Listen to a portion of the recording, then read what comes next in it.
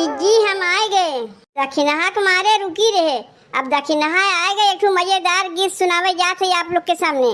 Video अगर अच्छा लगी तो लाइक और सब्सक्राइब जरूर की हो। गाओ जीजी। सरहज के जब देखे कजरा, सरहज के जब देखे कजरा, रजऊ मारे लागो नजरा। सरहज के जब देखे कजरा, रजऊ मारे लागो नजरा। दूसरे के मेहरारू तो का लागे हूर, बलमुआ देखो घूर घूर बलमुआ ना। दूसरे के मेहरारू तो का लागे हूर, बलमुआ देखो घूर घूर बलमुआ ना। नाही सुधरी रहनिया छोड़ के जाइब दूर, बलमुआ जो करबो मजबूर बलमुआ ना। नाही सुधरी रहनिया छोड़ के जाइब दूर, बलमुआ जो करबो मजबूर बलमुआ ना। बैठ जाए बगली जो तोरे सुंदर रूप निहारो, जीजा कह के बोल दियो तो गजबे मुस्की मारो। बैठ जाए बगली जो तोरे सुंदर रूप निहारो, जीजा कह के बोल दियो तो गजबे मुस्की मारो। आज से बैठो जब नजदीक, रजऊ होई नहीं ठीक।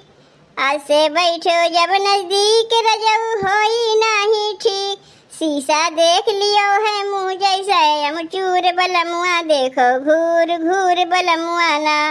शीशा देख लियो है मुँह जैसे अमचूर, बलमुआ देखो घूर घूर बलमुआ ना। नाही सुधरी रहनिया छोड़ी के जाइब दूर, बलमुआ जो करबो मजबूर बलमुआ ना। नाही सुधरी रहनिया छोड़ के जाइब दूर, बलमुआ जो करबो मजबूर बलमुआ ना। लइका के बाप हो गयो हमके तनो समझाई, अब तो रजऊ छोड़ दियो गली गली छुछुआई। दुई लइका के बाप हो गयो हमके तनो समझाई, अब तो रजऊ छोड़ दियो गली गली छुछुआई।